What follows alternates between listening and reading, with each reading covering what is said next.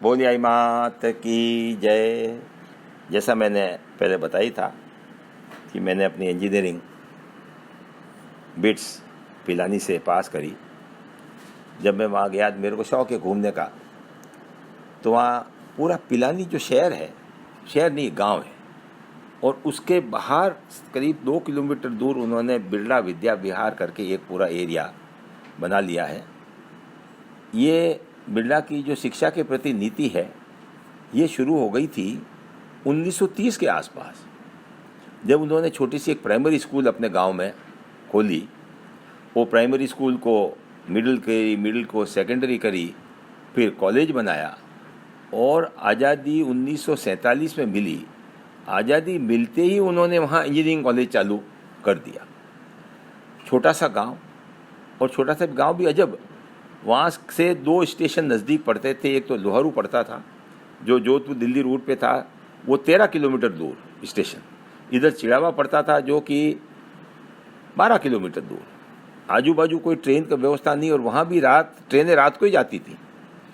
Pilani Loharu train रात को 12 बजे जोधपुर से और 2 बजे बीकानेर से रात को बस मिलती, जो आधा पौन घंटे में हमको वहाँ पहुँचाती।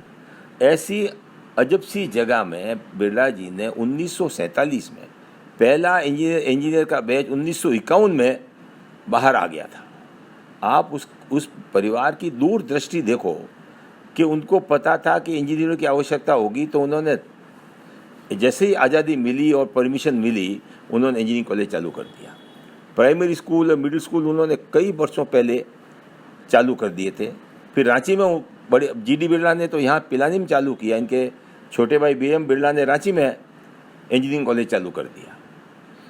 यही नहीं, आपको पता ही सबको कि गांधी जी का अंतिम दिन, या उनको जो गोली लगी थी, वो बिरला हाउस दिल्ली में लगी थी। मतलब आज़ादी के पहले अंग्रेज़ों के समय में भी उनको, जब गांधी जी को आंदोलन चला रहे थे, अंग्रेज उनको जेल में डाल रहे थे। बिरला व्यापारी था, पर बिरला जी को इस बात की चिंता नहीं थी कि अंग्रेज नाराज़ हो जाएंगे और मेरे व्यापार में तकलीफ देंगे। उनको गांधी जी दिख रहे थे कि गांधी जी भारत को आज़ाद कराएंगे और गांधी जी अब भारत को लीड करेंगे।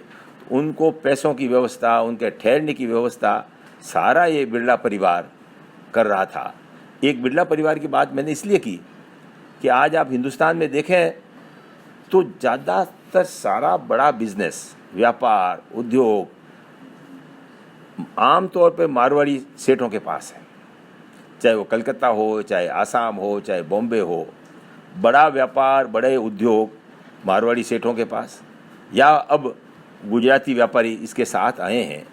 तो ये ऐसा, मारवाड़ी में क्या कोई दिमाग ज़्यादा है या उनमें कोई बिजनेस करने की कुवत ज़्यादा है? ऐसा कतई नहीं है। मैंने इनके साथ भी रहा हूँ, देखा हूँ कि, और इसमें भी जब मैं देखता हूँ यहाँ कि पाली, तो पाली में बाड़मेर का जो सेठ आया, उसने पाली के सेठों के ऊपर अपना बिजनेस बढ़ा लिया। बालोतरा में ज़्यादा, यूँ करके कहने का मतलब है कि जो बचपन में कठिनाई के अंदर जो रहता है, वो व्यापार के अंदर आगे बढ़ता है। जिसकी बचत करने की आदत बचपन से ही होती है कि मुझे फालतू पैसा नहीं लगाना है, मुझे कब अकाल पड़ जाएगा, कब मुझे यहाँ बाजरी नहीं होगी, कब मेरे यहाँ व्यापारी नहीं आएगा, ग्राहक नहीं आएगा, तो उसको शुरू से ही एक एक पैसे को बचाने और उसको ज़्यादा से ज़्यादा उपयोग करने की जो आदत पड़ जाती है, वो उसको आगे, अपने को भी छोटा दिखता है, पर बाद में यही आदत आपको आगे बढ़ाने में बड़ा कामयाब करती है। यही जो आदत है, अच्छे संस्कार, धर्म के प्रति आस्था और बचत करने की आदत, पैसों को केवटना, इसी आदत ने आज व्यापारी के रूप में मारवाड़ी समाज को पूरे हिंदुस्तान पर छाया हुआ है। परदेश में वहाँ जाके और वहाँ बिजनेस किया, वहाँ बैठे और एडजस्ट करना आ गया। वहाँ गए तो वहाँ के लोगों के साथ में घुल मिल गए, अपनी संस्कृति नहीं छोड़ी, अपनी भाषा नहीं छोड़ी। तो अपने को भी सबको यही सीखना है, जिस तरह से मारवाड़ी समाज जहाँ कहीं गया, चाहे जैन हो, चाहे अग्रवाल हो, चाहे महेश्वरी हो, और अब तो अपने सीढ़ी समाज और देवासी समाज ये भी बाहर जा रहे हैं, और इसी आदत को लेके वो कामयाब हो रहे हैं। माता यही प्रार्थना करता हूँ कि आप इस तरह से आगे बढ़ते रहें, और इस नई पीढ़ी में मैं पैसे वाला हूँ, मैं ये काम नहीं करूँगा, मैं ये काम नहीं करूँगा, ये भावना नहीं आए।